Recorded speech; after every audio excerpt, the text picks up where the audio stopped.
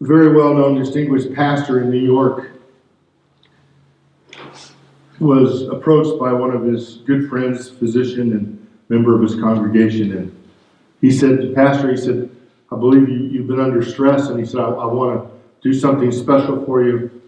I want to help you out. I just want to give you a night out on the town. So he gave his pastor a gift card to a restaurant and 2 free tickets to one of the theaters that had been playing. He loved the theater. Now, when I talk about theater, I'm not talking about a movie theater. Chicago is known by its plays, and so he gave him these 2 free tickets to this play that was showing and said, you and your wife just go have a great evening and have a wonderful time. Well, pastor looked down at the restaurant. It was one of their favorites, and he looked down at the card, or at the tickets, and he looked his friend in the eye, and he said, I can take the gift card, but I can't take the tickets to the play. The good doctor had bought the tickets without looking at what the play was, and it was a very raunchy play, and he said, it was kind of interesting, and he said, I just really would love to receive these, but he said, I won't go. And the doctor said, well, why? Why would you not go and enjoy the evening? We enjoyed the theater, and we know you do. But when he looked down at the tickets, he realized, oh my goodness, I didn't even look at these when I bought them. I just bought something thinking it would be a real pleasure. And he said to the doctor, he said, my friend, and this is a quote that I'm reading to you, my friend, you are one of the most respected doctors in New York. When you go into surgery, I know you scrub your hands prudently and carefully until your hands are free of any germs or bacteria. I am a servant of Christ, in which I deal with souls for eternity. I could not dare to do spiritual service with a dirty life. And as the doctor looked at the tickets, he apologized, and he apologized. And great story. And how true that is. How true that we're going to talk about relationships this morning. And as I talk with you, I'm going to tell you the most important thing that we can carry with us into eternity is relationships. We can't carry anything else but our relationship, first of all, with Christ and with each other. And that's pretty important. But relationships are something that we should strive to do better at every day. Not only you say, well, I love my wife and she loves me, but it's more than just marital. It's relationships in the world. Say, well, I love my church. I love my people in my church. It's more than just the church. It's relationships everywhere. My best friend, Auntie Lane, died in Vietnam. Before he did, he was wounded in the foot, and they sent him back home. And I was so anxious to see Austin. I think I shared with you before, neither one of us were Christians at the time, and he went into the Marines thinking that was his way of getting out of school. That's not the way to get out of school, but anyway. He ended up in Vietnam.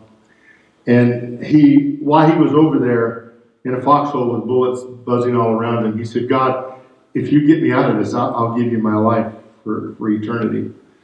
And knelt in a foxhole and gave his life to Jesus Christ.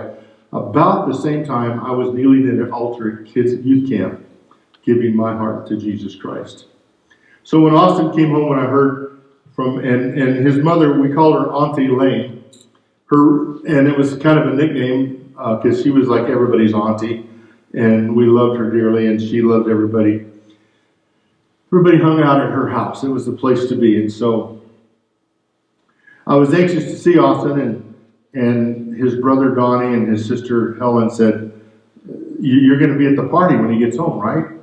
And I said, yeah, I'll be there. And so when I got there, he had just got there, and we were like close. We were buzzed. We were tight, and he came in, had a cane, and so I was so happy to see him. And we talked for a few minutes, and I said, "There's something just really awesome I want to share with you, but this is not the setting." And he goes, "I feel the same way about you." And we had no idea each other had received Christ. In between, guys don't write. We just don't write. Women do that. Kathy writes books. I write, hi, how you doing? God bless you. I've written something big at that point, And so, you're laughing at that. You know that's true, don't you? We're not writers, it's our wives usually. And so, anyway, a couple days later, we caught up with each other and we began to share with each other the whole thing on receiving Christ. And we were so excited because now there was a difference in both of our life, and we became close he was home probably, I don't know, a month, maybe two, I don't recall. And then he was called back over because his wound wasn't, and he hadn't served long enough. And we laughed, and I said, Austin, tell me about Vietnam. And he said one particular night that they were under fire and they didn't know where the enemy was, and the enemy was coming from all directions. He said, when you're in a foxhole, when you're in a pit, is what he called it. You call it what you want. You can call it a foxhole, but it's a pit. Could be your grave. We never knew. And he said there were several of us, and we didn't know where the enemy was coming from. So the four of them, the sergeant had each one of them, their commander had each one of them stand back to back in a foursome, and then sit right there. So they all sat leaning against each other with their guns ready. So wherever the enemy would come from, they were ready to engage the enemy and tell the other three, he's coming this direction, and be ready. And so all night they sat, and they couldn't sleep. They were on pins and needles because bullets were going everywhere, and they couldn't tell where they were coming from. And he said, after the sun came up, we were never so happy to see the sun come up. And he said, when they stood up, the four of them stood up and began to work their way back to where the rest of their men were. And he said, the four of us were close. There was something different about their relationship. They looked out for each other. They were back to back, and their life depended upon each other. And he said, the rest of the time that they were together before he was wounded, he said, we just did everything together. We would eat together. We would laugh and joke, talk about family, and it began tighter and tighter and tighter. And when he got home, he said, those guys were so good. He said, before that night, I didn't even know them. Just knew their name. That's all I knew about them. But he said, now we're close. And when you go through things, it brings a relationship tighter. And it bonds. And it becomes, that's the beauty about the church. We become tighter, and we can just release things to each other. We can say, I need prayer. I'm dealing with this. Or I need to pray for somebody else. They're dealing with this. Would you pray with me? And you're there for each other. And you become to develop that bond between you. So this morning I'm going to talk about 5 different things that we can do to enhance our relationships together. And our relationships with the people outside these 4 walls. Because if there's ever a day that we need good relationships in our world, it's today. The world does not know what a good relationship is. They do not know. And we need to model that. You say, well, that's a pretty tough order. Yes, it is. And it's hard to always be on guard, isn't it? It is. And we have to work at that. A good relationship is something that we work at. 1 John 3:8 says this, whoever practices sin is of the devil. For the devil has been sinning from the beginning. For his purpose, the Son of God was revealed that he might destroy the works of the devil. Now you know that we are, when people see us, and technically speaking, they're supposed to see Christ in us, the hope of glory. We are the hope of glory. When they see us, they see a form of Christ. And so part of that, the Son of God was revealed that he might destroy the work. We're to destroy the works of the enemy. And it's through our relationships with people that you do. I think as John Maxwell says, You can't tell them how much God loves them until you tell them how much you love them. And that's really true. If you don't have love for them, how can you tell them about the love of God when you don't have love? Wow, you say, you're really, it's one of those rabbit punches right there, one of those kidney shots, Got 2 or 3 of those today. So anyway, all of us continually to work on relationships. That's an important thing. You say, well, it's real easy to work on a relationship with so-and-so because we're so like-minded and, we think alike and they're such a wonderful person. But over here, oh man, equally just as important, relationships. It's relationship that brought me to Christ. I grew up in church. I grew up around the altars. And what I saw was hypocritical, and it turned me away from God. But when I found somebody who truly loved Jesus and loved me, see, that was a tough order for them. That was a tough order. To love the unlovable is tough sometimes. But it's relational. It's relational. We continually have to do that. I'm going to talk about 5 different things this morning. The first one is always show appreciation. Always show appreciation. Identify those people in your life. And actually, it's Christ. His criteria was pretty much everybody. You ever notice that? He had the 12 that followed him around. And he had the 3 that were tighter. But pretty much everybody he met, he developed a relationship with. You never heard him say, well, stay away from him. He's demonic. Don't want to get too close to him. He'll scratch your eyes out. Just stay clear. Never heard Christ say that. At least not that in any of the writings of just those who, you never Luke didn't say, we were walking one day and Jesus said, stay away from him. He's a real sinner. Never heard it. He engaged them in conversation. He engaged them where they were, right there. So every person that you meet is a possibility of a relationship.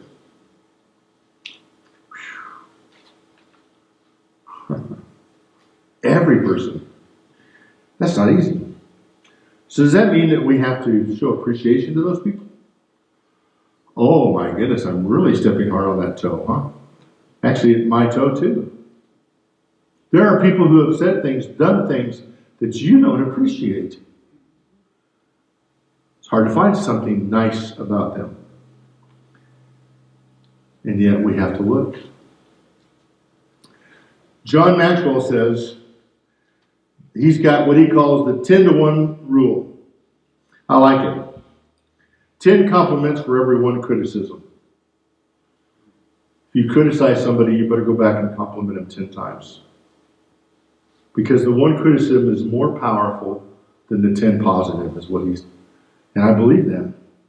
Growing up in my life, I didn't have a lot of positive accolades in my life. I didn't have someone come up and say, oh man, you're doing such a great job. In fact, it was the other way around. Straighten out. Excuse me. Lie straight. I warned you, so here. I had that a lot. And so what he meant by this, and I got a direct quote, look for the one thing you admire in somebody and then give them 100% encouragement about it. It's true. Looking for the best helps you see the best. Looking for the worst helps you see the worst. Now, there's some people, and I'm going to be real honest with you, we were talking about this just a few days ago, that really hurt us bad. And every time we see them, I struggle with it. And I put on a smile. What are the 3 things? A smile, a handshake, and a positive statement. And I put on a smile. Deep down, I'm praying through. Every time I look at them, I'm praying through. God, help me to love them. They're not lovable. They lied. They cost me something in my life that I didn't want to give up. And it's tough. But you smile. And somewhere in there, God helps you through it. Because it's a possible relationship. Think about Peter. Let's look at him for a minute. The clumsy, the awkward one, the foot in his mouth all the time, Peter. I mean, just think about it. Peter suddenly just comes from nowhere and he's judgmental. He's crashing everybody's party. And Jesus would, I don't believe Jesus was tough on Peter. I think Jesus would pull him to the side. Come here, Peter. Come here. Don't do that. What do you mean? Don't do that. Remember, it was Peter that drew his sword and cut off the centurion's ear. And Jesus said, easy, boy. And he walked over and picks up the ear and puts it back up and puts it in place. And suddenly the bleeding stops and the ear's back to normal. The centurion's going, what in the world? First I'm holding my ear in my hand, now it's back to normal. That's to Jesus. That's who he was. And Peter had every right to be angry. But Jesus, there's a better way. We're going to go that direction, not this direction. St. Peter that stood, and Jesus said, get thee behind me, Satan. Now there's a lot of different things theologians say. I'm going to give you my rendition. I don't believe Jesus was actually talking to Peter, but I do believe he was talking to the influence on Peter. I think Peter was being influenced. He said, get thee behind me. He said, get out of here. Peter's mine. And Satan, Satan can't stand the presence of God. Why? Because it's a relationship thing. To be in the presence of God, it's a relationship thing. It's a positive thing. It's a positive thing. Interesting enough. Are you a Peter? I'm sorry, excuse me. Just had to. But Jesus said, you're the rock. You're the man. I will build my church. You're part of the team. You're on my playing field. Nothing. Satan can't even do a thing about it. His grip on you is nothing. Peter went from spiritual clumsy to a spiritual giant. Why? Because he developed a relationship with God. Jesus Christ. He followed Jesus to the end. And even though he denied Christ during all the crucifixion time, Peter died for the cause of Christ. He says, don't crucify me the way Jesus died. Put me upside down. I'm not worthy to die. As Christ did. The very man who was a clumsy person spiritually became a giant. He became the rock. Why? Jesus spoke it into his life. He spoke it into his life. Peter, you're the rock. Really? Me? People kept telling me that. I'd say, yeah, you're right. There was people who spoke into my life and I didn't believe it. Because there was too many lies that I believed. Satan had too many other things going. And the positive statements that were not ringing a bell because there were so many negatives. And when I began to turn my life around, it changed. What does Jesus do? He IDs him. Peter. Calls him by name. Peter. First of all, he IDs in front of all the disciples. He says, Peter. Then he tells them who he is. On this rock. Wow. Me? You're talking to me? Yeah. Peter, you're the rock. You are the rock. And then he begins to tell his successor in advance. The gates of hell will not stop you. Hades cannot do anything. You are the rock. Ephesians 6 and 7. Not serving when eyes are on you, but as pleasing to men as the servants of Christ, doing the will of God from the heart, with good and doing service as to the Lord and not to men. That's the second thing I want to share with you this morning, is placing others ahead of yourself. It's a good way to start a good relationship, to serve others. Have you ever had somebody do something for you that you felt real awkward? We were laughing about this a few weeks ago. One night, we came in and people had to sit down and they wanted to wash my feet. Oh my goodness, don't touch my feet. Ooh.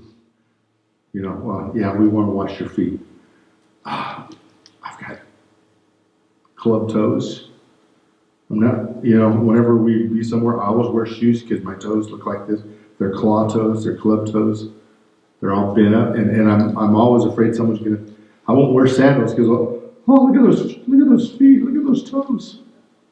It's a conscious, you know, nobody looks at your feet. I know that, and there's feet much worse than mine, but they're mine.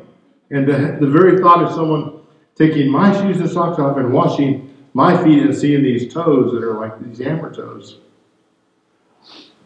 That's hard. That's hard. That was extremely hard.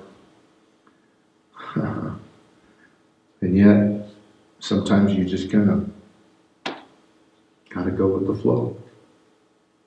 So they washed my feet that day. And I kept thinking someone's going to giggle about my hammer toes. Nobody did. Nobody did. They probably did later on. Did you see his toes? Oh, yeah. I don't think they did, but anyway. God is developing you in the area of relationships. Here we go, my favorite scripture. You've heard it and you'll hear it more and more. I am confident of this very thing, Philippians 1:6, that he who began a good work in you will what? Perfect it. Wow, I've got hope until the day of Jesus Christ. These are my thoughts every time I think of you. This is what Paul said. Let's read it. Let's back up a little bit. Let's read it out of the Message. Every time you cross my mind, I break out in what? Exclamations. Woo! Yeah. Whoa. He's happy about that. Of thanks to God, each exclamation is a what? Trigger to pray. Oh. I find myself praying for you with a glad heart. I am so pleased that you have continued on in this with us. You're in with me. You're part of me. Thank you for being part of my ministry. That's what Paul's saying. Believing and proclaiming God's message from day to day. You heard it right up to the present.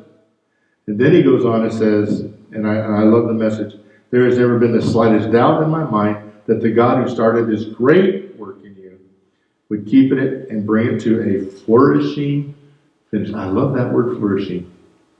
I love that. On the very day Christ Jesus appears.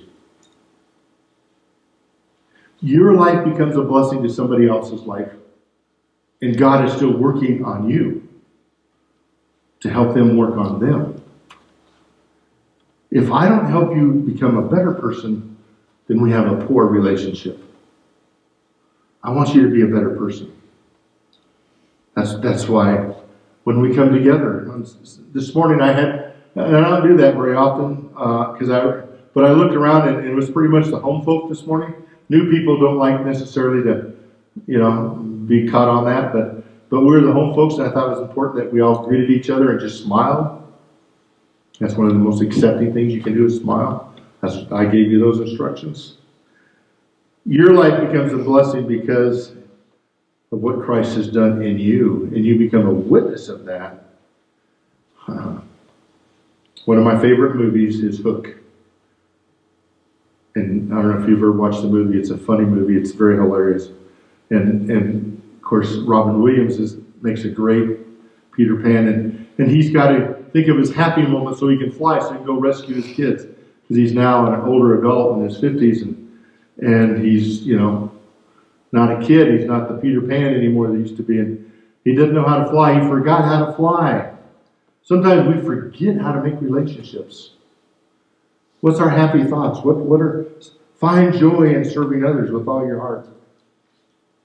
I love this. I found this on an airline's advertisement. And the CEO in his article said this: service is the only thing we have to sell. However, it is the toughest thing to teach. You catching that? Service is the only thing we have to sell, but it's the toughest thing to teach. As no one wants to be taught as a servant. That was the airline. I didn't put the airlines down purposely. That's what an airline's CEO said about their company. Easiest thing in the world, what we should be doing. That's the easiest thing to give away, but it's the hardest thing to teach. That's what our people aren't grasping. Agape force says, why do I do the things I do, and who do I do them for? Kathy's smiling over there. That's another story for another sermon. Agape force, we used to have them in our church all the time, and we loved them. That was their favorite thing. I do the things I do, and who do I do them for? And that song will rest in my mind till the day. When I get to heaven, I imagine I'll see Mick, some of the other guys up there. Why do I do the things I do? I don't know, I just, have no idea where he is, but anyway. Philippians 4:16, even in Thessalonica, you sent aid once and again for my necessity. They took care of Paul. Why? Because he was feeding them, ministering to them, and developing them. They just kept it coming. He said, whatever you need, Paul, we're there. Keep ministering. The relationship, he was inspirational to them. He was inspirational to them. Point 4, are you ready? The only thing you should see in your rear view here is dust. Forgive them. That backpack is not worth it. If something's holding you from developing a relationship with someone because of forgiveness, let it go. Let it go. Let it go. Let it go. Let it go. Never mind. Some of you are going, what? Others watch the Disney Channel. Nothing worth hanging on to. Resolve it. Resolve it. If you've been hurt, misused, the rearview window, the rearview mirror is looking only where you've been, not where you're going. I love it. Someone wrote it, and I couldn't find it. It's a quote somewhere in some of my notes. I couldn't find it, but it talks about the rearview mirror only is to see where we've been. That's why it's so small, because the windshield's seeing where we're going, and it's huge. Isn't that true? Isn't that true? One year, we were at the Pine, what do they call the cars that get all banged up in the derbies, and anyway, we were at the one guy was known as the best driver in the States, and he would drive backwards. In fact, his personality and the whole thing is when you watch the movie Cars, in the old truck was at Maynard, that's where his story came from, this guy, because he could drive just as good backwards. In fact, he would get in the race and he would drive backwards and win races. He was that good. But let me tell you, when you're looking, it's a limited view looking in that mirror. So much nicer to see the big view. Sometimes we need to see God's view of relationships, not ours. Because we can't change the past, we can only change the future. You've been bit, you've been hit, you've been hurt. Quit looking in the mirror. Look in the windshield. Look ahead. Resolve it. Move beyond it. Address it. What was it all about? Evaluate it.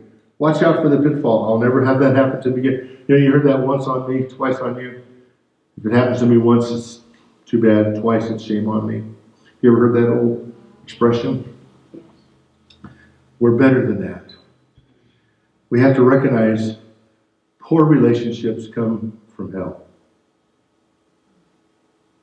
Catch that?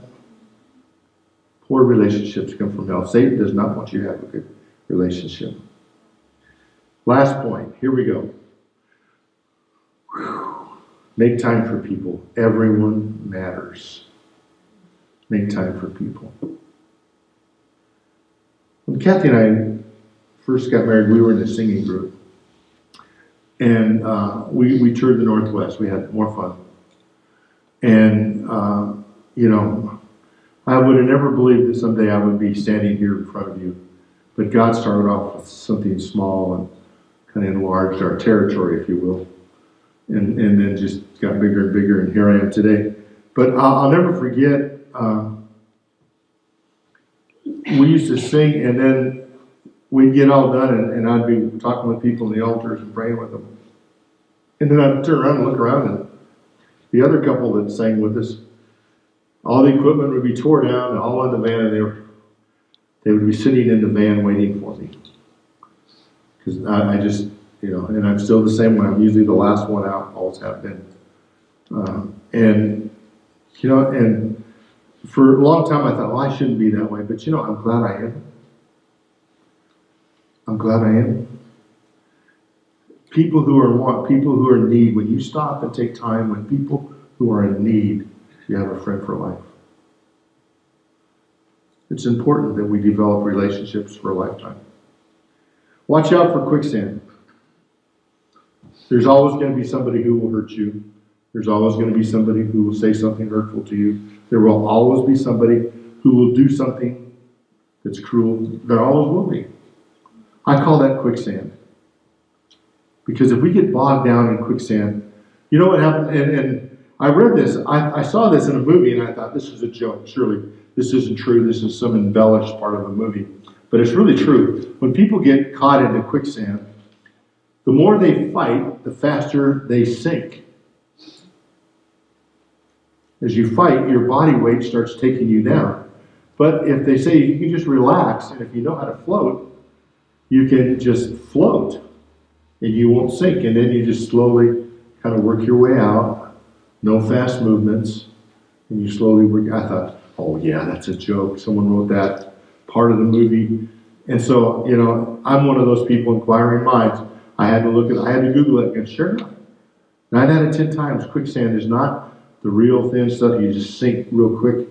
It's that real, if you just learn to relax and just slowly move out of it. Because the faster you move, the more you sink. It was interesting. Beware of quicksand. Surround yourself with people who will give you a positive influence, but realize that you must reach out to anybody and everybody and build that relationship. Proven records. Even when you're taking advantage, God keeps records. Protect yourself from spiritual dehydration or energy drains. You've got to protect yourself. But on the same token, you need to build those relationships. I want to conclude with this. Matthew 26:25. It's very appropriate. So we had communion this morning. So your time is really good, Susie. Then Judas, who betrayed him, answered, Master, is it I? He said to him, You have said it. See, there's a big, sometimes a misunderstanding. Jesus knew when he picked Judas what was down the road. He's God. So as they're all together, he said, one of you is going to betray me. One of you are going to blow the whistle on me. And the disciples were like, what? Huh. And you would do the same thing? Surely not. Tell me it's not me, God. Tell me, Jesus, it's not me. Is it? And it went down to every one of them. And then it comes to Judas, and this is what he said, Master, is it I? They both knew. The work had already been done. He already had the 30 pieces of silver in his possession. The dirty work had already been done. And yet he looks at Jesus and says, Is it I? Jesus knew he was the one. Jesus knew he was the one. I put a notation on this. There's a poor relationship Jesus and Judas didn't have. Jesus reached out to Judas all he could. I believe that with all my heart. And yet it was a poor relationship. The other thing I thought is real interesting about that scenario, maybe you've never thought of it that way, but as each one of them, they suddenly begin to evaluate their relationship with Jesus. Is it I? Surely not me. Even Peter. And in just a few hours, he'd be the one to say, never saw the man before. 3 times he denied. Jesus even told him, before the rooster crows 3 times, you will deny me. Surely not. I'm the rock. Remember a year ago you said that. You said, I'm the rock and the gates of hell will not prevail. Surely not me. Learn and remember that we all have weaknesses and strengths, and we need to shore up our relationships. There is great value in our relationships. I value your relationship. Just a couple days ago, I was visiting with someone in our community, actually. And I had the sad feeling that they really didn't want to develop a relationship with me. They didn't really want to be around me. Didn't even know me. Didn't even give me a chance. But I sensed it. I sensed it. I won't tell you why or all of it, but I came home and I was kind of feeling bad about it. It's like, wow, okay, you don't want me? And as I was sitting in my chair, just kind of, I don't think I was feeling sorry for myself, but I was feeling like, how could they even do that? How could they reject me and not really know who I am? Maybe I should have told a joke or two. You start reasoning things. How many are there? Are you with me? Okay, all 3 of us. Okay, good to know. More than one. But anyway, and so I sat there and the Holy Spirit spoke to my heart. This relationship will not make or break me. But the Holy Spirit spoke to my heart that I'm going to have to move on without this one. And relationships are what I'm all about. I've been that way all my life. I mean, I've got people on my Facebook that I've known forever, and I love to hear what's going on in their life. Relationships is, I've thought so much of it. I wrote a book on relationships. Relationships are key to me, and I've got people that I went to school with who are now Christians, and we're back and forth with things that we're talking about. Relationships. And I gotta let this one go. That was a hard thing. I haven't quite let it go. I'm going to do a little follow-up. I'm going to work at it maybe a little bit harder. But if I have to let it go, I won't get in quicksand over it. I won't let it take me down. James said to me one time, we were having an issue with some people in the church that they wanted to serve God half-heartedly. And I was Kathy and I were talking about it, and James said, Dad, do you know what your problem is? Please share this wonderful news with me. He said, your problem is you've always been a problem solver, and when you can't solve it, it kills you. And he was right. Great wisdom from that boy. He had great wisdom, and that's really true. We are all problem solvers, and we don't like to be stumped. Sometimes it happens.